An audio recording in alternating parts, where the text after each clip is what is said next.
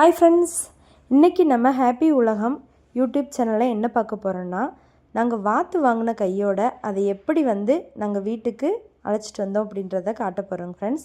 வாத்து வாங்கிட்டு வந்த கையோட அதை ஒரு வாளியில் நல்லா குளிப்பாட்டிட்டோம் ஃப்ரெண்ட்ஸ். இந்த 2 கருங்கோழி குஞ்சும் வாங்கியிருந்தோங்க ஃப்ரெண்ட்ஸ். வாத்து குஞ்சுங்க ரொம்ப தண்ணி இல்லாமல் அழுக்காக ஒரு மாதிரி ட்ரையாக ஒரு மாதிரி அந்தோட எச்சங்கள் ஒட்டி ஒரு மாதிரி இருந்துச்சுங்க ஃப்ரெண்ட்ஸ். சரி, வாத்துங்களுக்கு அந்த தண்ணினா ரொம்ப பிடிக்கும்ல அப்படின்ட்டு ஃபஸ்ட்டு நாங்கள் வந்தோடனே கொஞ்சம் டீஹைட்ரேட், அதாவது வறட்சியாகவும் இருந்தாங்க. இறப்பையில் எந்த தண்ணி உணவும் இல்லாமல் வளர்க்குற இடத்துல நிறைய வாத்துங்களை வச்சு வளர்த்துட்டு இருந்தாங்களே, அதனால் நம்ம அங்கேயும் சொல்ல முடியாது. சும்மா தண்ணியும் தீவனம் மட்டும் அன்னைக்கு வளர்த்துட்டு வேறு இடம் மாறி போவாங்க. நம்மளுக்கு தேவைன்னா நம்ம வாத்துங்களை எப்படி பராமரிச்சுக்கணும் ஃப்ரெண்ட்ஸ். அதுங்க பாவம். அதனால் நாங்கள் தண்ணியில் கொஞ்ச நேரம் விட்டுருந்தோங்க ஃப்ரெண்ட்ஸ். நல்லா நீந்திக்கிட்டு இங்கிட்டு அங்கிட்டு ஜாலியாக இருந்தாங்க ஃப்ரெண்ட்ஸ். எங்கள் தம்பினால தான் வாத்தே வாங்கினது. அவனும் இங்கிட்டு அதை பார்த்து நல்லத்தோட அதை என்னென்ன சேட்டை பண்ணுறதெல்லாம் பார்த்துக்கிட்டு ரொம்ப ஜாலியாக இருந்தாங்க ஃப்ரெண்ட்ஸ். பாருங்களேன், தண்ணியே எவ்வளோ அழுக்காயிருச்சு பாருங்களேன். அவ்வளவு மண்ணாக ஒரு மாதிரி அழுக்காக இருந்தாங்க. நல்லா பாருங்களேன், சந்தோஷமாக நீந்திகிட்ருக்காங்க. உண்மையிலே எங்களுக்கு வாத்து எப்படி வளர்க்கணுன்னே தெரியாதுங்க ஃப்ரெண்ட்ஸ். சரி, வாங்கி எப்படி வளர்க்கலாம் அப்படின்ட்டு கொஞ்சம் நம்ம ட்ரை பண்ணி பார்ப்போம் அப்படின்ட்டு வாத்து வளர்க்குறவங்கக்கிட்டே கேட்டோம். என்னென்ன ஃபுட் போடணும், எப்படியெல்லாம் அதை பார்த்துக்கணும், பராமரிச்சுக்கணும் அப்படின்ட்டு. அவங்க நிறையா டிப்ஸ் கொடுத்துருந்தாங்க ஃப்ரெண்ட்ஸ். அதில் வாத்து வளர்க்குறதுக்கு ஒரு கஷ்டமும் நம்ம பட வேண்டியதில்லை. கோழிங்களுக்கு கூட கொஞ்சம் மெனக்கடணும்.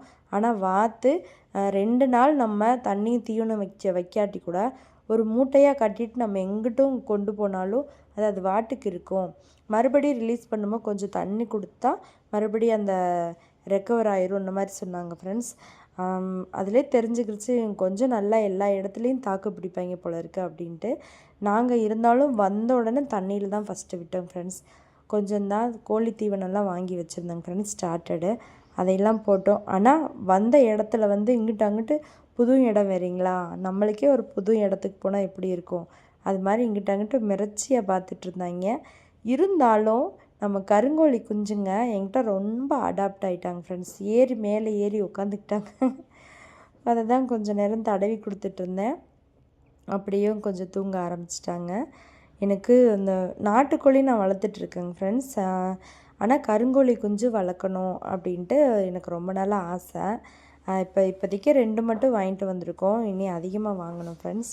வாத்து ஒரு 2 ஜோடி, அதாவது 4 வாங்கினோம். 3 பெண் வாத்து, 1 ஆண் வாத்து அப்படின்ட்டு வாங்கியிருக்கோம் ஃப்ரெண்ட்ஸ். இதான் பாருங்களேன், கருங்கோழி குஞ்சு மேலே ஏறி உக்காந்துக்கிடுச்சு. அது அப்படியும் எங்கிட்டும் பறந்தும் போல், நம்மளை பார்த்து மிரட்சியாகவும் இல்லை. பாருங்களேன், இன்னொரு கோழியெல்லாம் நான் கையிலேயே பிடிக்கல, அதுவாக ஏறி உட்காந்துக்கிடுச்சு. கோழியை பொறுத்தளவில் நல்லா பழகுவாங்க ஃப்ரெண்ட்ஸ். எனக்கு கோழி வளர்க்குறது சின்ன வயசுலேருந்தேவும் அந்த கலர் குஞ்சுங்கள்லாம் எனக்கு ரொம்ப வளர்க்க பிடிக்கும். அதிலேருந்தேவும் இப்போது நான் ஒரு பண்ணை வைக்கிற அளவுக்கேவும் உருவாயிருக்கேன் ஃப்ரெண்ட்ஸ். அதுவே எனக்கு ரொம்ப சந்தோஷமாக இருக்குது. பாருங்களேன், என் மக வேற அந்த கோழிகளுக்கு தீவனமே சாப்பிட மாட்டேங்கிறா, அப்படின்ட்டு ஊட்டி விட்டுட்டு இருந்தா.